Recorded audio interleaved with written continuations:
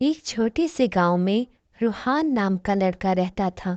रूहान के दादा उसे रोज जादू भरी कहानियां सुनाते थे।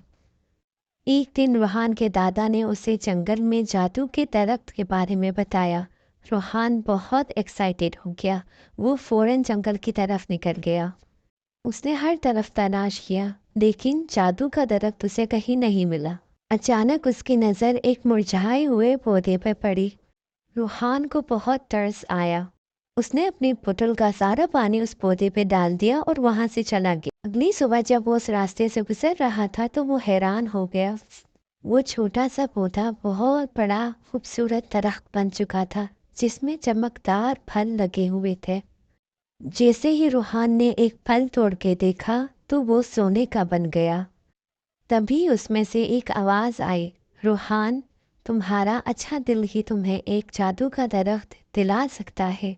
रूहान समझ गया कि मेहनत, सच्चाई और अच्छाई का फल हमेशा मीठा ही होता है। उस दिन के बाद से उसने सबकी मदद करने का इरादा कर लिया।